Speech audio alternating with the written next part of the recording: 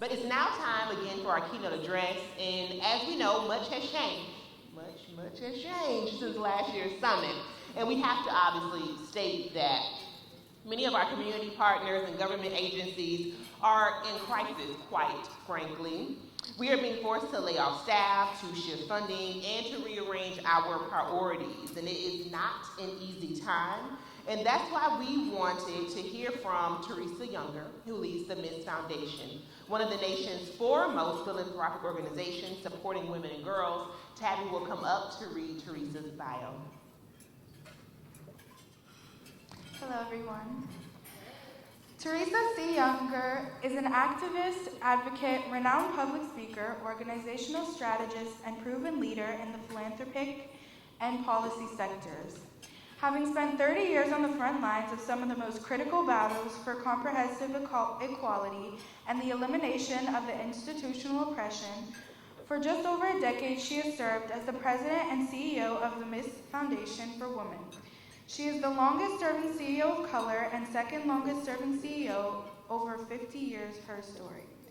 Prior to joining the Miss Foundation for Women, she served as the executive director of the Connecticut General Assembly's Permanent Commission on the Statute of Women and as executive director of the ACLU of Connecticut. The first African American and first woman to hold that position, she is also a proud Lifetime Girl Scout and Gold Award recipient. Well, good afternoon, everyone. I hope you're enjoying your lunch, and thank you for coming back for this really delightful conversation I've been looking forward to. This will be somewhat informal, but it's a wonderful opportunity to get to know a really special woman and leader in our work, and not only in philanthropy, but in terms of just a Black woman making a profound difference in the universe. And we are grateful that you're here. Thank you for coming. Thank you for having me. So we heard your sort of formal bio, but let's talk a little bit informally about your journey. I am curious, I was actually looking at what you studied in undergrad. I was so intrigued by what you had in mind with that course of study. Can you talk a little bit about that? Thank you. Thank you so much. I have to say I'm super excited to be in this conversation with you. I have just enormous respect for the work that you have done in the field also. And it's congratulations and thank you all for being here. You took the time to join us. You took the time to be part of this conversation and these days of learning. And I'm immensely grateful that you've come to be part of this. And please, if you feel the need to go get some more tacos, please do, because it is very, very good. So I appreciate the question of kind of how I got started, because I think sometimes people see women, particularly Black women leaders, and they have images of how we got here. Yes. And so I am a Air Force brat who grew up in North Dakota, who knew more about farming than feminism. And the one common thing I always had was Girl Scouting. And I always just wanted to change the world. And I'm a first generation college student, and I went to school and was a peace studies, religious studies, women's studies, poli-sci major, and burned out. Okay. Burned out. And I quit college and became a nanny. Do not call your mother and tell her you are quitting college to become a nanny, especially as a first generation college student. And I nannied for 2 years and worked in urban communities and volunteered in urban communities. My degree is in recreation and leisure services. And what I wanted to do was work with young people. It's apropos that we're in this conversation today, because I wanted to make a difference and knew that young people were the way to make a difference in the world, and was very clear about that. And in order to run the nonprofit that I thought I would want to run and build, I knew that I would need to understand how to run a business, understand the educational system. I did not want to be a teacher, That's a lot of hard work. Yes. I did not want to be a social worker. It would trigger a lot of my own juvenile trauma. Yes. I didn't want to be a business person. It felt like too much to me, but I did want to run a nonprofit, and I did want to work with young people. And so I did an analysis straight up and said, what do I need to learn? And sat down with an executive director of a youth center. And she said, well, you have to learn how to budget, you have to learn how to do this, you have to learn how to coach, and you have to learn how to advise. And the degree that gave me that was a recreation degree. And so I went back and I finished my college degree at the University of North Dakota, where I had started. And that was the jumping point for everything, because once I graduated, I did move out from North Dakota to New York. Big moves for a little country kid like me. And when I got to New York, I had a couple of little jobs, but then I started a nonprofit working with youth living in urban environments. I don't call them inner city youth. I don't know if we say that anymore even, but youth living in urban environments, and wanted to address the issues of summer learning loss, and started a camp that is still in existence today called Project Maury's Camp. That's pretty fabulous. I also started out as a country kid. I grew up on a working farm. Where? Here, but in north of Pittsburgh. Really? Butler County. Wow. Yes, Okay. yes. So fast forward, obviously, the journey has taken you several different steps. You've done a lot of important leadership work. Talk a bit about some of the pivotal steps to get you to philanthropy. Yeah, thanks. That's a great question. I didn't know I wanted to be in philanthropy to begin with. I had a young child show up in my program after I'd been running it for 3 years pregnant. She was 12. And I realized, and there was a reporting structure, I was a mandated reporter, and I realized nobody was providing the services that she needed when I called her mother to tell her mother that she was pregnant. And I realized that we did not have the policies in place to fix the systems. And so I decided I would give up this organization that I had started after I had raised a whole bunch of money for it, and that I wanted to do reproductive rights and juvenile justice work directly. And so I went to the ACLU to do that work, and then 9/11 happened. So guess what I didn't get to do? Juvenile justice and reproductive rights work. But I was doing a lot of other things, and I loved it, and was recruited to the National ACLU office to help do organizational development work across the country, building out state offices everywhere. Brought me to Pennsylvania, brought me to many places. It was great. And I realized that I wanted to have a greater impact in policy. I wanted to change the laws. And so I switched and pivoted. Literally, a friend of mine called and said, if you ever want to work in the state of Connecticut again, you need to apply for this job. And it was running the Women's Commission, the Permanent Commission on the Status of Women. It was an arm of the General Assembly, and it was to write, change, and influence policy that affected women and girls in the state of Connecticut. It was the largest women's commission in the country, and it was amazing. And I formed a women's caucus, and I understood more than I had ever understood the power of power.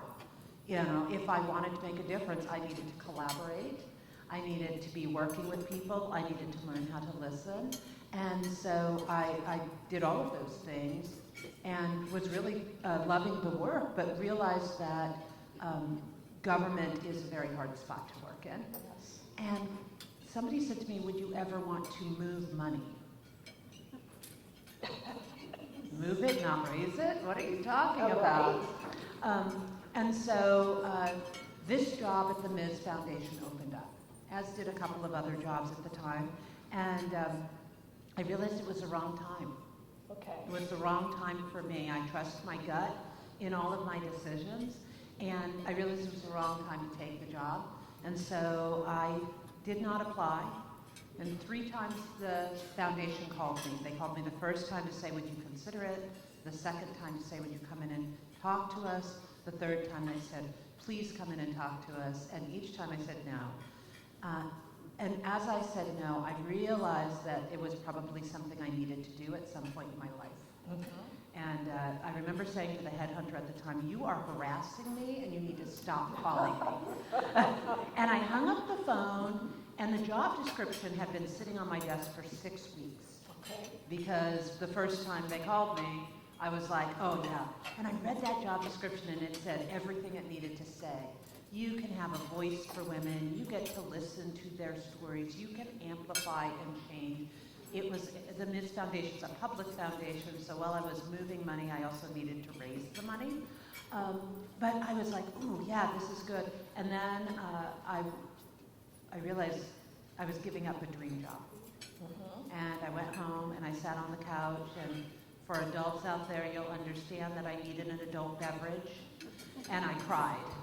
And my husband came home and he said to me, why are you crying? And I said, I just gave up my dream job and it will never open again. This was the position with the commission? This is a position with the foundation. With the foundation, okay. And he said, well, you never even applied, so how do you know you would have gotten it? And I said, I don't know, but I know. Right. And then I decided that I wanted to work in philanthropy. I was going to pass some laws. We passed a family leave. We passed family sick days. We passed a whole bunch of policies that I felt like I did not need to wait for to make sure everybody was comfortable with. And as we passed those laws and I started checking off the list with a level of urgency, I had not been passing policies before. I realized that I wanted to do that in other spaces too. 2.5 years later, the Ms. Foundation job opened up again. And it was the right time. I had been talking with philanthropy at that point to talk about how they were partner with state government to do a better job collaboratively to affect the lives of women and girls in the state of Connecticut. And so when it opened, it was the right time. And I went in and I applied and I got the job. And that was 12 years ago. And I got it at a time when we had a black man as president, a first lady who was a black woman who was living and finding her voice. It was, I was the second black CEO in the Ms. Foundation history, and everybody thought they knew what I was going to do. And I did a listening tour my first year there. And as I traveled around the country, 100 different locations in 12 months, as I traveled around the country, what I kept hearing is, nobody's paying attention.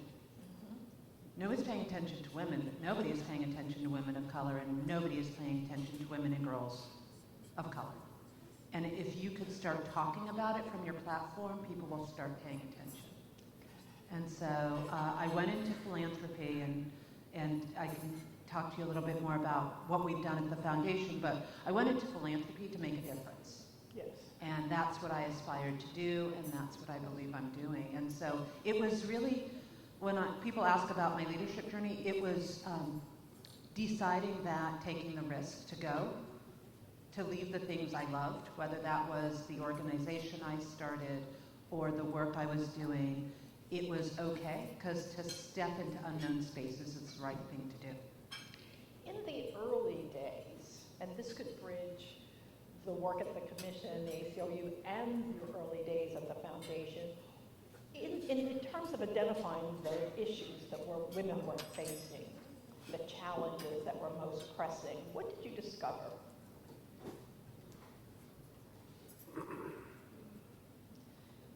That's a great question. I think the realest thing that I realized was that I was not living an exceptional life. I was living the life that everybody else was living. Okay. And so as I spoke to women and girls across the country in every avenue of what I was working on, whether it was 9/11 and sitting down with women whose husbands and sons were disappearing because they were getting picked up, and they were saying, we don't know how this is happening, and that fear of a loved one being missing was the same fear I was having when my husband or my brothers would leave the house. Mhm. The conversations I was having with young college students who were talking about sexual assault on college campuses was the same stories that I understood when I was an RA of what was happening to young women and girls on college campuses.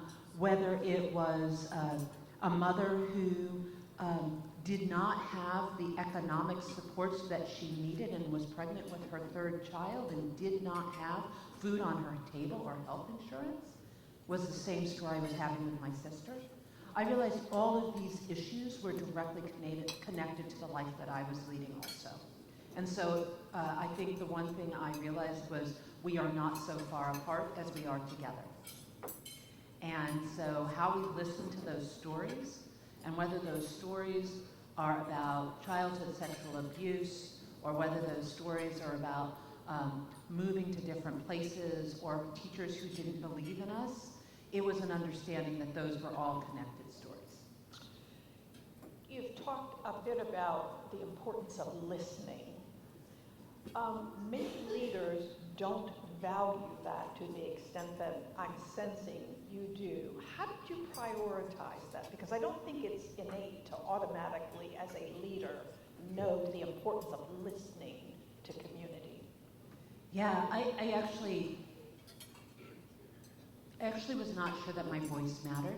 Mm-hmm. So it was far more important for me to sit in the back of the room and listen than it was to add my voice to the conversation. And I always thought the other side of it, in all reality, was I grew up as an only, and not an only child, which, you know, I have 5 siblings, so that wasn't happening. But I grew up as the only black girl in my space. And what I knew was, in order to come into the conversation, I had to understand what the conversation was about. Yes. Because if I came in the wrong spot, or I came in with the wrong attitude, or I came in with the wrong tone, I would not be heard at all. So in order for me to be heard, I needed to learn how to listen. And that was really, really important to me, and it still is. Clearly, I do stop, I try. I came in today, I sat as the judge was in the conversation. I heard the questions that were being asked. I like to understand what it is that is going on, and when I got to the Miss Foundation, that's the first thing that I did, is I stopped and I went on a listening tour. And I wanted to hear what was happening, because I knew what was happening in North Dakota. My parents were there, my siblings were there. I knew what was happening in Connecticut. I lived there. But I didn't know what was happening around the country. And so if I went in and I went to those conversations, as I often do.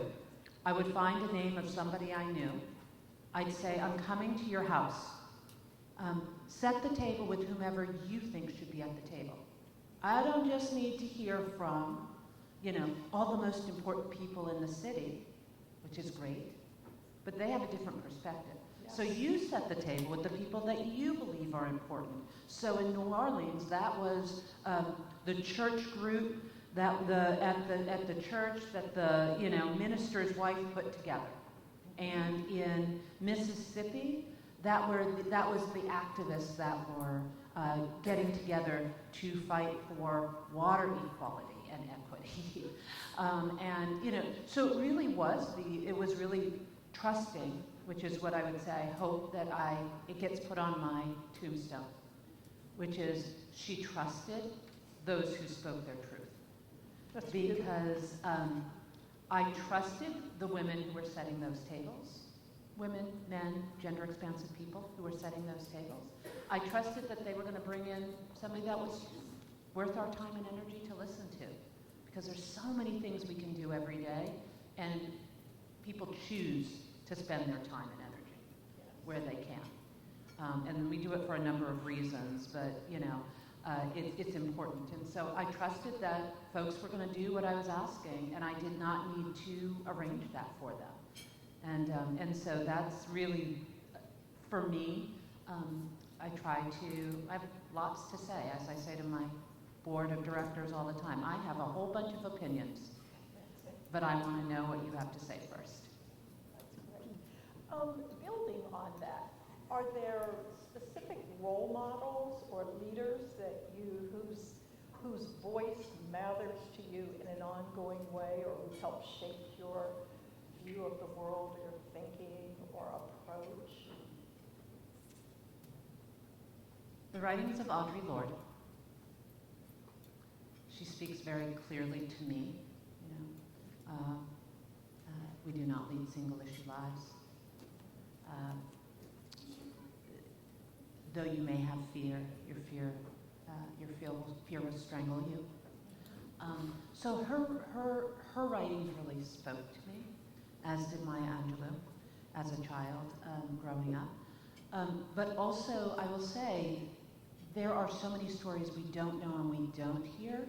As I got older, understanding my grandmother, Dorothy Ferguson's life, and what she did really influenced me. Little tiny 4'11" woman, I didn't think had very much voice. I quickly learned was organizing at the department store that she worked in for fair wages, and was actually the first Black woman to work in that department store, right? So those were some of those stories. And I will say, in kind of that premise of you sometimes just got to get it done. Juliet Gordon-Lowe is the founder of Girl Scouts. She called her friend and said, let's do this, and brought girls together. And I think that's what was really important to me, was how do we bring those together? How do we bring those folks together? What does that look like? And then the last thing I would say on the names, and they're not the famous names, I know, but Marcia Gillespie. She was the first editor of Essence, Black woman editor of Essence magazine. And the reason it matters is because I heard her speak, and I went up and fangirled all over her in a crazy kind of way, like, oh my God, I can't believe it.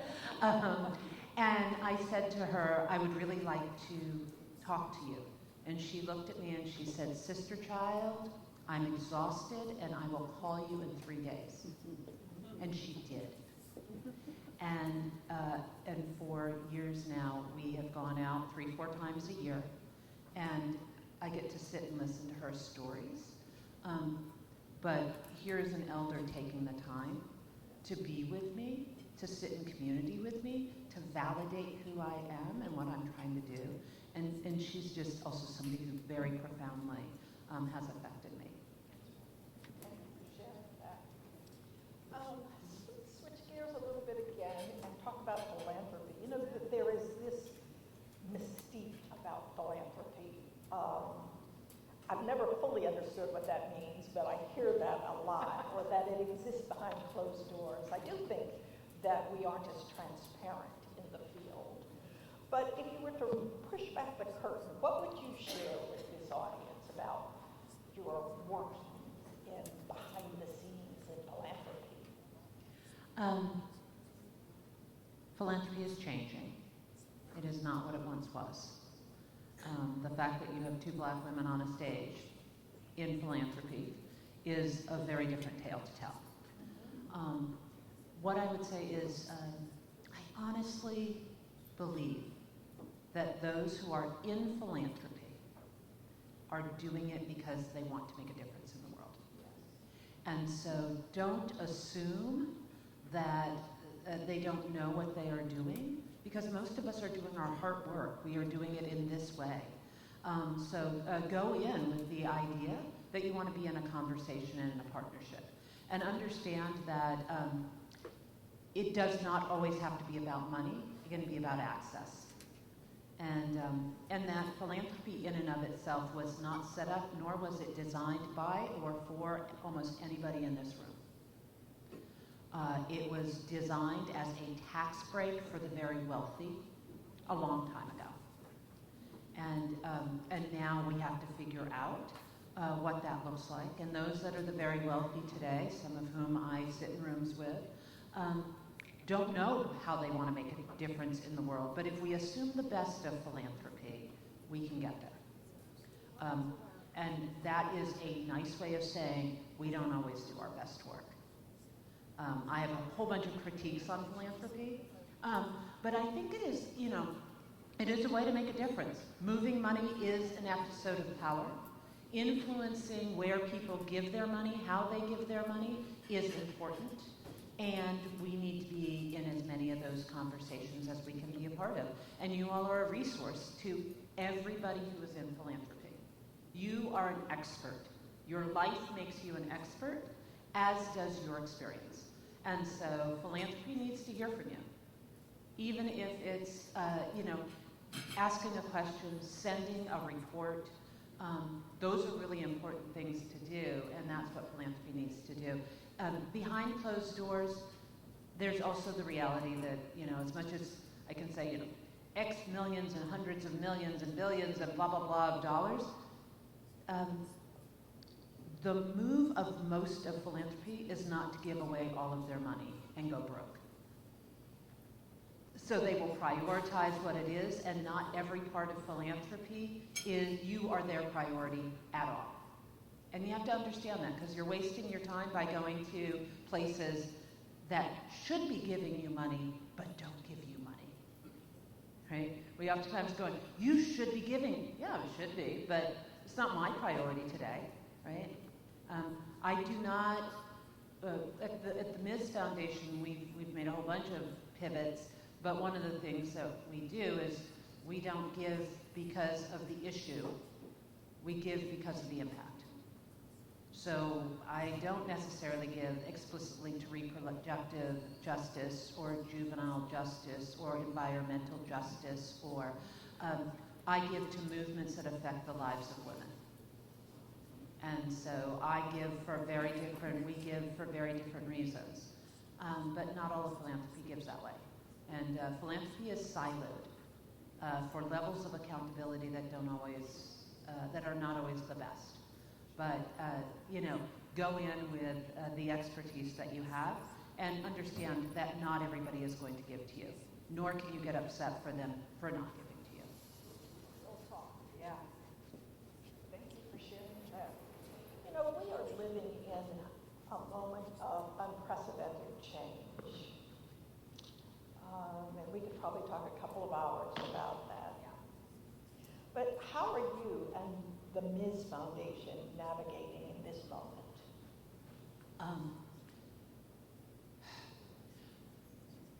When I started the foundation, I can't even recall the language of what we were doing, but one of the things that I learned in my listening tour was that we needed to adjust the conversation about how we were centering the conversation. So we said that we would center the conversation around women and girls of color. Women and girls of color and gender-expansive people. We would reframe that conversation so that our starting point was different, because we were doing it as a point of inclusion, not exclusion. It was not, we are not ever going to give to. It was, how do we restructure the center of the conversation and include more people at the table? And that just kept meaning, who's not here? Whose voice needs to be here? How do we emphasize what that needs to look like? But one of the thing I said at the beginning was, at a time when we had a black president, a black first lady, the idea of talking about race and gender was okay.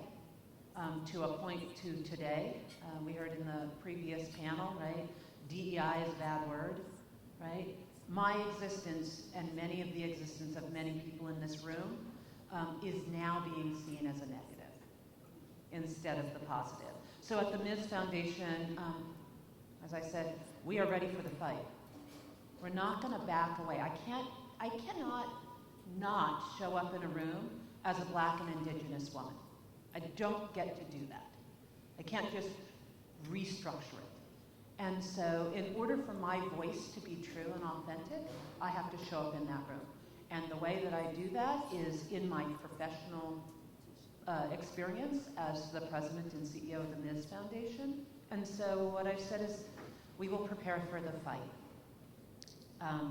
Not to the point at which it will shut us down, but we will not change for them. And so these are, what I encourage people to do is hold your voice. People do not get to define you, you get to define you. And at the Ms. Foundation, that is what we are doing.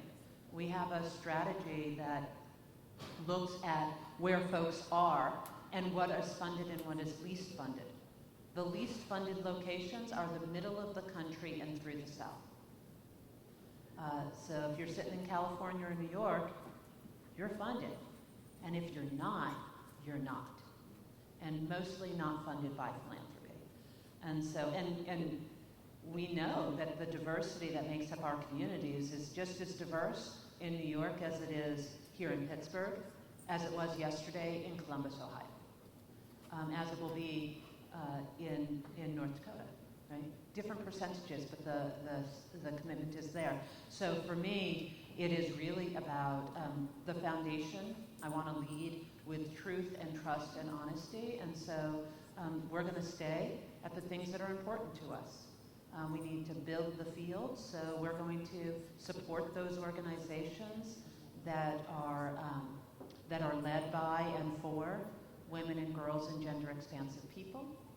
We are not going to shy away from people's identities, and we are going to speak boldly and broadly from the identities that we hold. So, you know, at the foundation, we will center women and girls of color as a point of inclusion, not exclusion. Our vision is very, very clear. We believe in a safe and just world where power and possibility are not limited by race, gender, class, sexual orientation, gender identity, race, or age, or disability. We believe that equity and inclusion are the cornerstones of a true democracy in which the worth and dignity of every person is valued.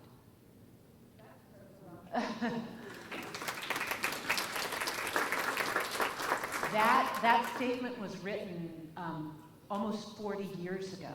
I didn't even write it. But when I saw the words, I went into the interview, you asked about that. I went into my first interview with the Ms. Foundation, and those words were printed on the back, behind the desk of the office. And I saw it, and before I knew what any question was going to be, I knew that was the vision of the world I wanted to be a part of. I needed to be explicit and tell me exactly why I was doing it for a safe and just world where power and possibility are not limited, and then to be explicit about the reasons why, right? Race, gender, class, sexual orientation, age, disability, gender identity. Those were things that I am explicit about. That is why I'm doing the work, right? And so we moved offices, and when we moved offices, before you had to walk in the office in order to agree with that statement. Now it sits outside the office. And if you can't agree with the statement, don't come in.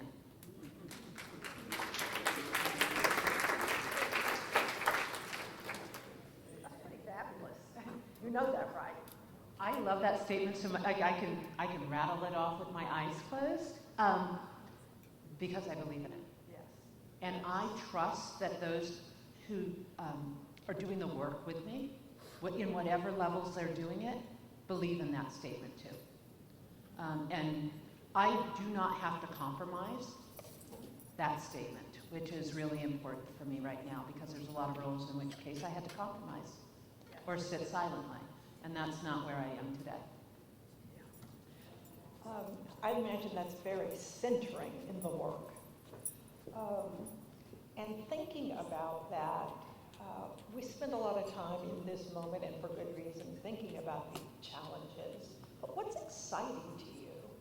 What do you think are our most amazing opportunities also in this moment? Yeah, I call this moment my stargazing moment. I grew up with big skies, dark, dark nights, right? And the dots in a constellation can formulate one picture, or you can reconnect the dots in the constellation, they can look like something else. The reason that's important is because many of us have worked, are working, or will work in systems that were never designed by us or for us, and that were broken to begin with. And we've moved into them to fix them, to change them, to have an impact on them. And the reality is, right now, this is the opportunity to reconnect the dots. And that actually makes me excited. You know, if you take those paint by number books, those dot books where you used to connect 1 to 2 to 3 to 4 to 5? What if you connected 1 to 7 to 12 to 14 to 37? What does that image look like? And is it okay to lean into that image? And that's where I think we are.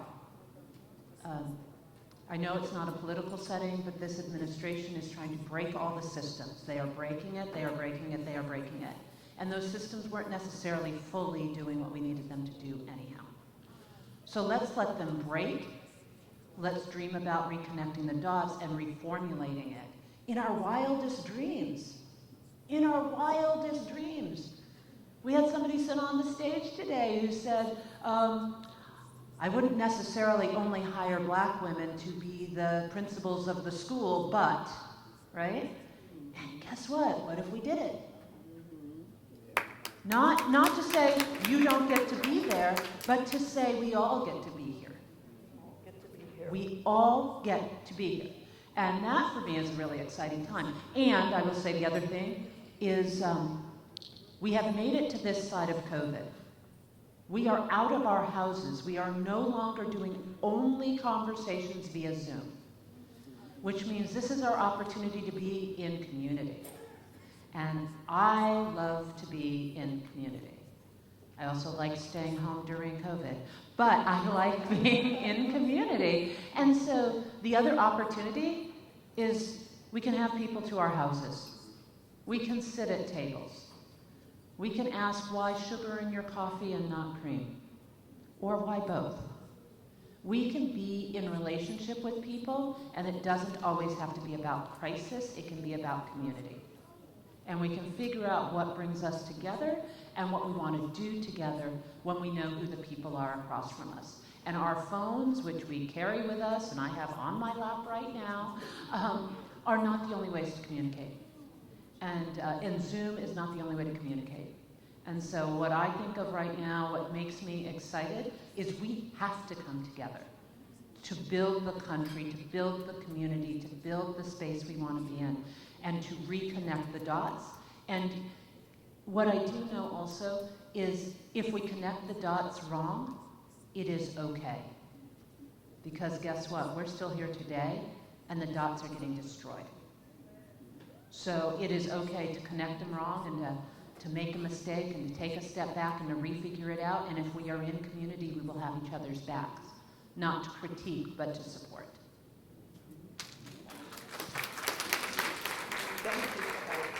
You know, listening to those comments, a thought came to mind that I wasn't originally going to ask, but I struggle with the right answer. Maybe it isn't a right answer, but there is this implied thinking in some circles. If you also win, I lose. Yeah. What's your answer to that? I thought you had the answer. It assumes that there is only one size. Yes. So, you know, I say all the time, you know, you can have a seat at the table and never sit in the second row. Never sit in the second row. If you are invited to the table, sit at the table. And if the table is not big enough, add more chairs to the table. And if the table is still not big enough, remove the chairs. And if you don't need the table, take it out of the room. Nobody says you have to play the game the way it's given. And so the mentality of if you win, I lose, is the mentality of scarcity, not the mentality of abundance. That's right. And we do not have to play the game the way it's being presented to us. So if I win, you win, and tell me what you're going to lose. It doesn't mean, you know, that was part of the conversation around the civil rights movement, right? If I let you sit on the bus, and in the front of the bus, where am I going to sit, right? And the question was, why don't we just bring in another bus? Right. Everybody can have a seat. We actually treat it like, or what if we all walked, which is also what happened during the civil rights movement, during the bus boycott. We all decided we'd all walk together. And so I hear that question, and I refuse to accept the answer that if I win, you lose. What I will accept the answer to be is if I win, you win, because we are all connected. Yes. And that's really important to me. I concur.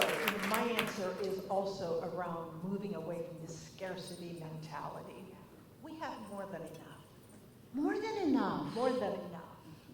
And it isn't a win-lose, but it's a hard argument. But just, I think it's important to just keep reiterating. And it doesn't all have to be today. That's right. Life is supposed to be tough. I hate to tell y'all. It's supposed to be tough. And it is. Very. Very hard. And it will get brighter. And it will get lighter. And I am an eternal optimist, so it will take a lot for you to get me to be like, no. But I am also somebody who believes in abundance, and I am a big believer. Challenge people. Feel free to challenge people if they have the mentality of scarcity. And because scarcity doesn't have to go on forever. And people get to have a mindset of scarcity, of win-lose, when we believe that there's a limit to the time. There's not a limit to the time. There's a limit to our time, but not a limit to the time of existence, to the time of change. That's why we'll get through these political moments. Yes. Because there's another side to this moment. That's right. That's right. You know, I think as I look at our grantee partners and our community partners, and we talk about being hard, speak to them about resilience and enduring the journey. So one of the things that I know to be true is that I do my hard work. It is hard work to do hard work, but we are doing our hard work. And giving yourself the reality that you don't have to do it by yourself. And you don't have to do it all. That is what I say to our partners also, which is you just have to do one thing every day. You don't have to do everything every day. And that to-do list will get longer and longer and longer, and it never gets all the boxes checked. And so as long as you realize that you're going to be in it for the long haul, and you're going to do one thing at a time, that is important. And resilience is a great statement to make sure we're going to be there the next day.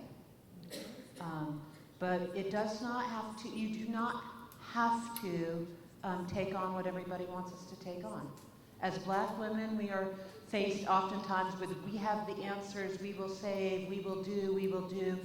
And I oftentimes say, if we do not take care of ourselves, we will not be here to do. If we do not trust the sibling standing next to us, whether they are a professional or family sibling or not, we will not be here to do it. And so you just need to do one thing every day. I have a quote that I saw, and now I say, but I have it in my bedroom, I have it in my bathroom, I have it in my office. And it says, be the kind of woman that when your feet hit the ground in the morning, the devil says, oh shit, she's up. And so some days, the only thing I can do is put my feet on the ground. And some days, I prepare for the fight. And that is the resilience that I ask our partners to sit with. Yes.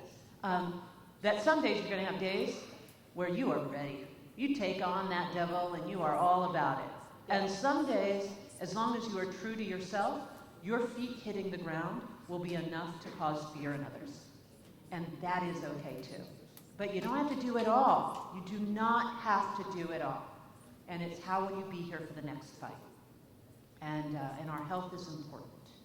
Speaking of which, give them a glimpse of self-care. Self-care is not a privilege. It is a necessity.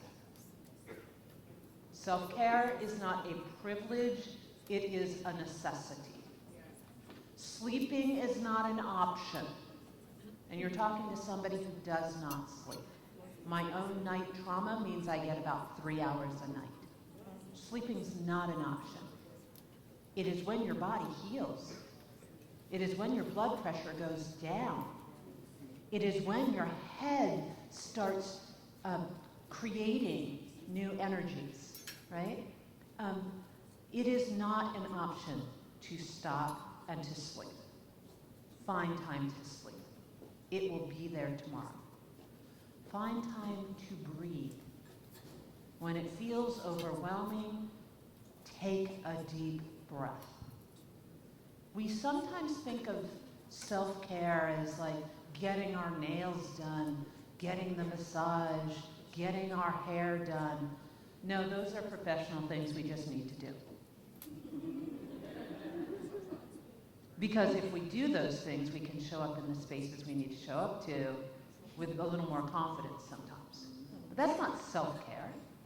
That's what needs to get done. Self-care is feeding yourself healthy foods. Self-care is seeing your friend and laughing with your gut until it hurts. Self-care is being able to acknowledge that it's not a good day. Self-care is giving a hug. That's self-care. And we have created spaces where we do not do that anymore. And it's so important. Self-care is dancing by yourself. Self-care is singing out loud. Self-care is reading a poem. Self-care is whatever you define it to be. But it is not necessary. It means stopping. It means stopping to do what brings you joy. That is self-care. And I think sometimes we've gotten into this mindset, about self-care being all these other things. But self-care is about self. And we've grown up, so many of us, or I will say I have grown up, with the idea that if you say self, you are being selfish. Selfish, yes. Selfish, right? If I stop and I eat my lunch for 10 minutes outside and go for a walk, I am being selfish because those are times I could be productive and get those 3 calls done, right? And that is not what it's about. It's about how you're going to get there for the next step. Yes. How you're going to be there for your family. What does it look like when you called your friend just because? What does it mean when you sent the meme just because? Right? That's self-care. And I remind people, self-care does not have to cost you a lot of money. Mm-hmm. Self-care does not actually, it should cost you time. Time is the one thing we can never get back. Ever get back. And that's why I really respect people's time. I'm probably talking too much, but self-care is a really important thing. And you define what it is. Just write one thing down that you're going to do for yourself. And for me, it was driving here this morning and calling my good friend and hearing what was going on. Because I have known her for 44 years. And that connection is my self-care today.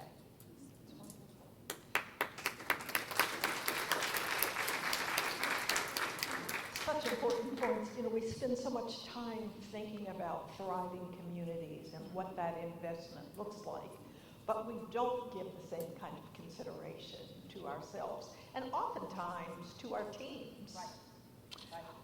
So how do you think about a culture of wellness, a culture of thriving, and thinking about joy?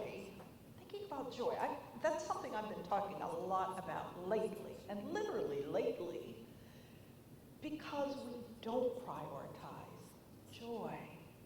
And when we do, we think about it from a perspective of its importance in our lives.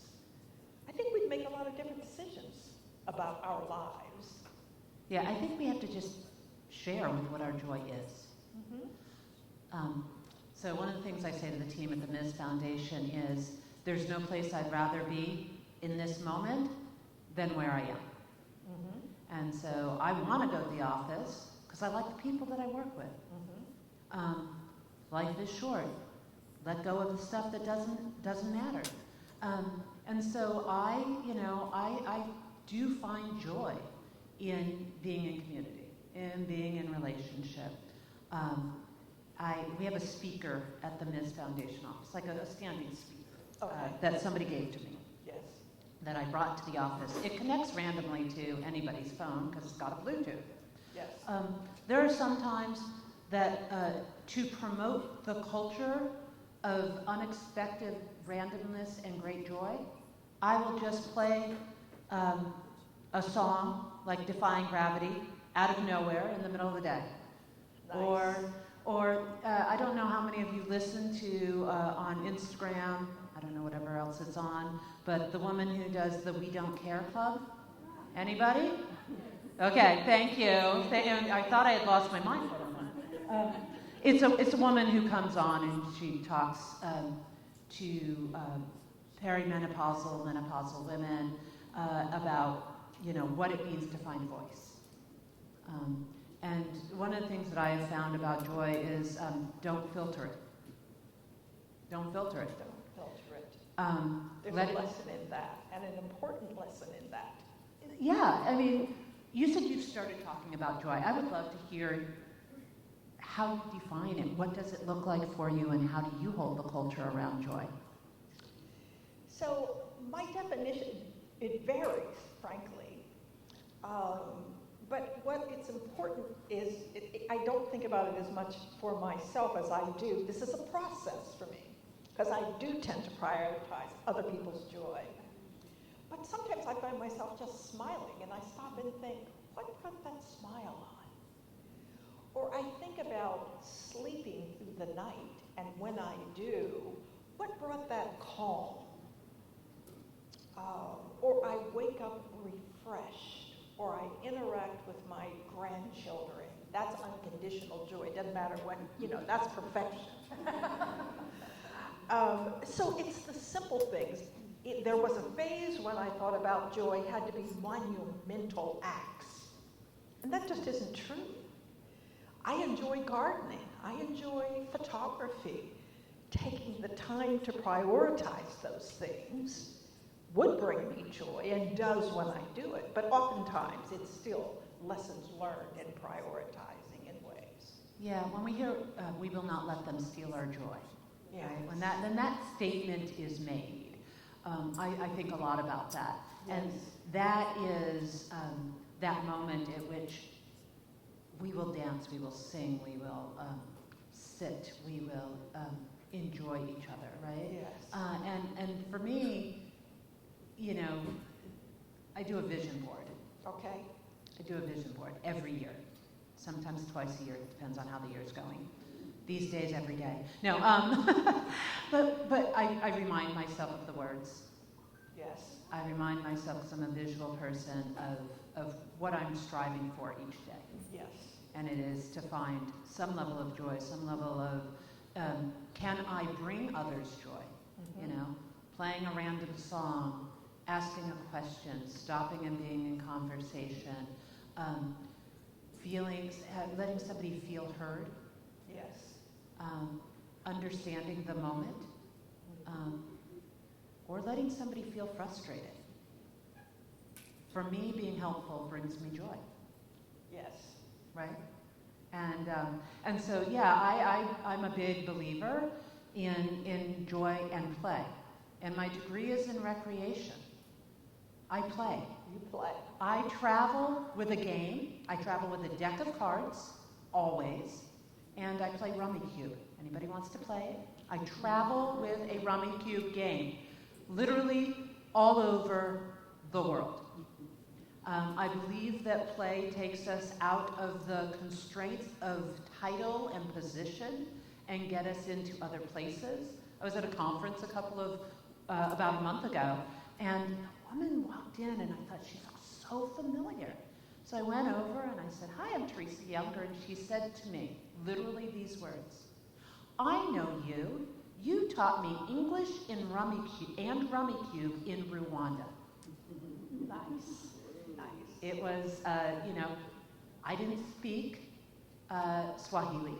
I did not speak French, and I did not speak Spanish.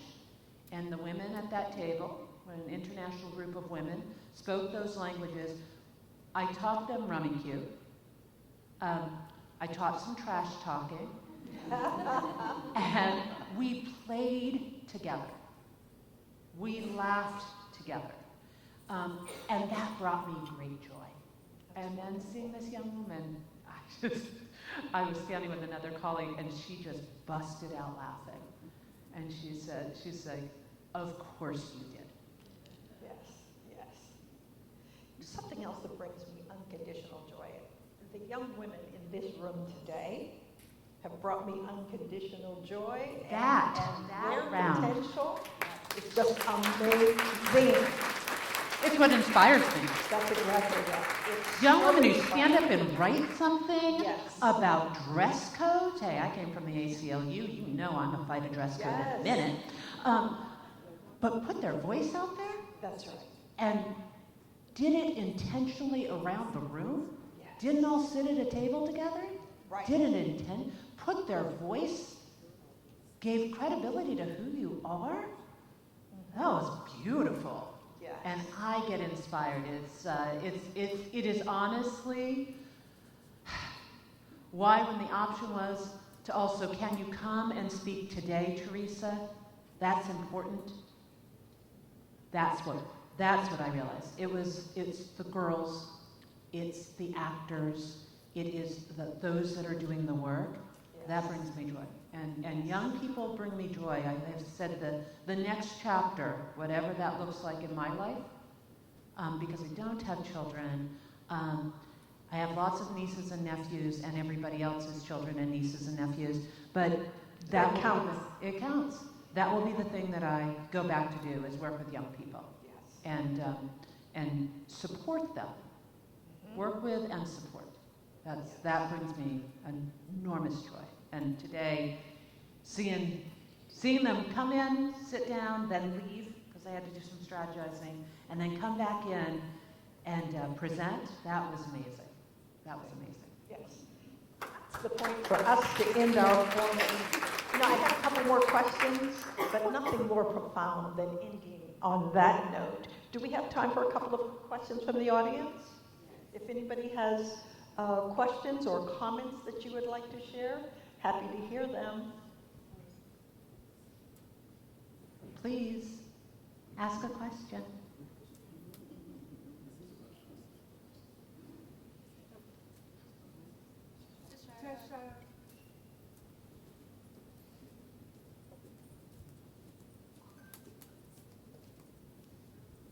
You did talk a little bit about this throughout your conversation, and in particular in your self-care, but given our current climate and just all the things that are happening, how do you not get disheartened? How do you keep the energy and keep the fight? Who says that I'm not disheartened? It's not the overwhelming. There are moments when I'm sitting in my silence in the morning where I might be in sheer tears, where I might be completely exhausted. So I want people to understand that. However, I put my feet on the ground. Okay? But I'm somebody who believes in the miracle of life. If a dandelion can make its way through the crack in the cement, then I can make my way through. If the sun can rise every day, then I can too. And so I'm a real advocate I'm an eternal optimist, and I acknowledge that life can be pretty hard. And it's interesting because I'm somebody who lives with an enormous amount of gratitude. I talk about gratitude all the time. I am very clear about what I am thankful for every day. And sometimes it is just getting out of bed. My to-do list starts with get up, take shower, brush teeth, because I need to accomplish something every day. So, I mean, like, it's not that, it's not like it's also so easy. But on the flip side, I used to think that if I was met with despair, discontent, or longing, I couldn't move. And what I have realized is when I am met with gratitude and appreciation, I can. And so this is the first time in my life where I actually have stepped back to say, what am I longing for?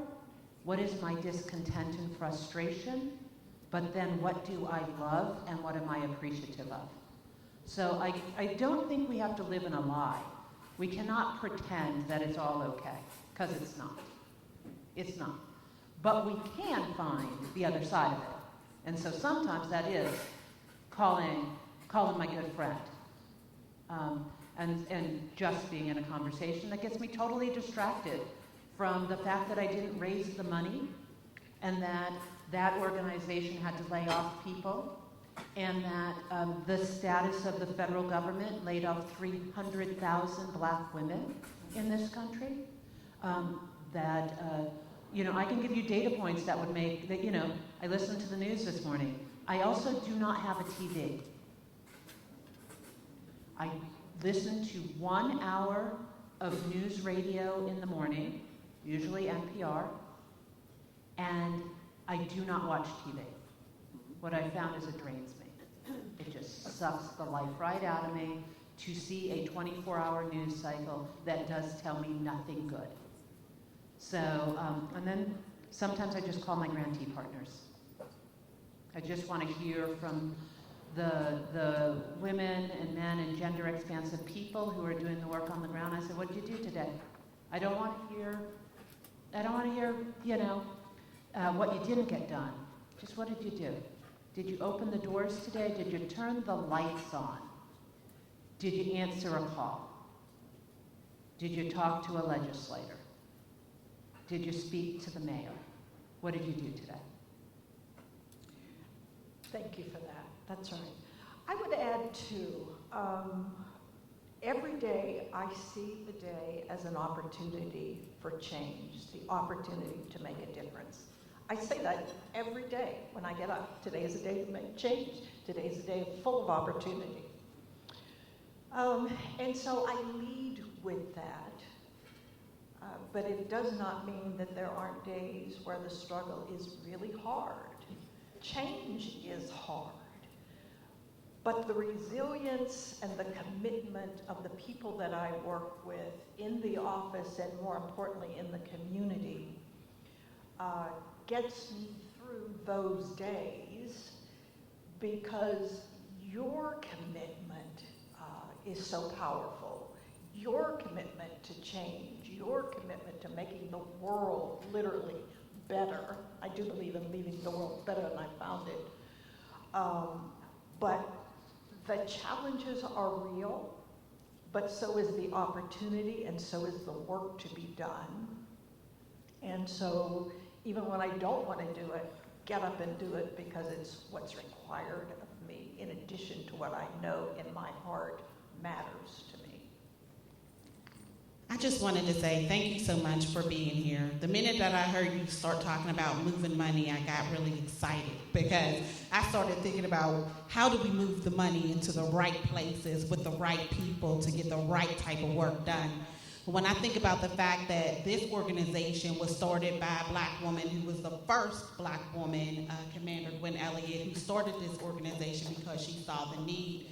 And I know that you sit at the table with many philanthropists. What are some of the things that you see happening in those circles that we could learn from and perhaps, really start to have a movement of moving money into our own pockets? Every single one of us is a philanthropist.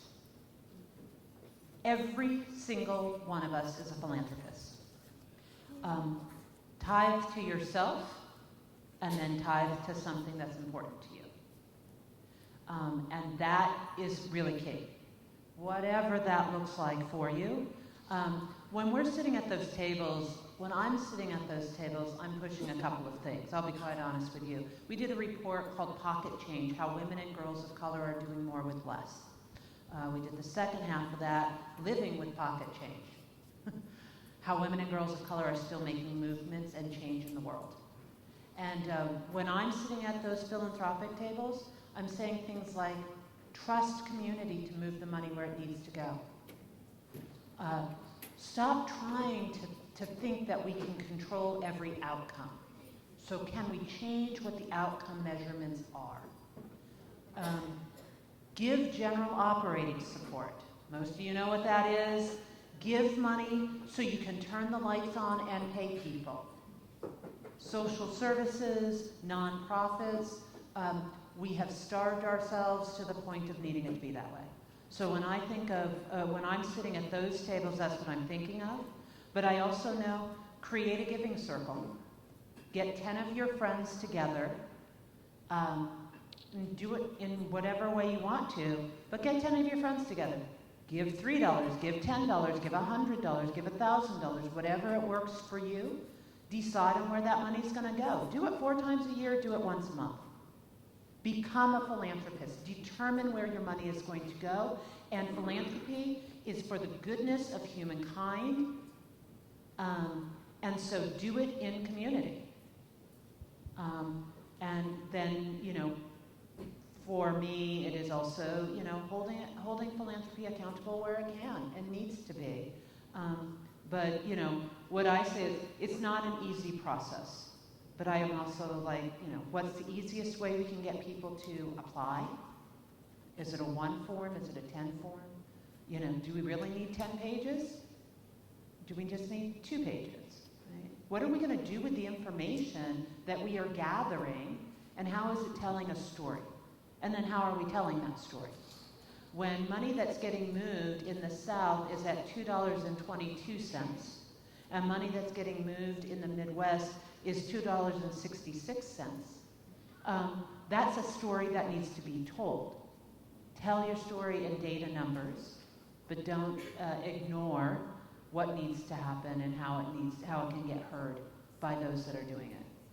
And so I think that, one of the ways that I push, and I'm not at every table, we're not big, but I am a big believer in communities being able to move money. That story is valuable, and to build deep relationship, because it is not about today, it is about 5 years from now. It is not about where people are sitting today and their leadership or lack thereof. It's where it will be 5 years from now. So build relationship for the long haul. People change roles. When I started at the ACLU and then went to the commission, I worked with a young woman who now leads Fatima Goss-Graves, who now leads the National Women's Law Center. She was a baby attorney when I met her. She's now standing up in front of Congress and speaking. Power is more than money. Philanthropy is time, talent, and treasure. All of those things make up philanthropy. Teresa, thank you so much for taking the time to be with us today, for sharing your wisdom. Your generosity is deeply appreciated. Your beautiful smile is also inspiring, isn't it?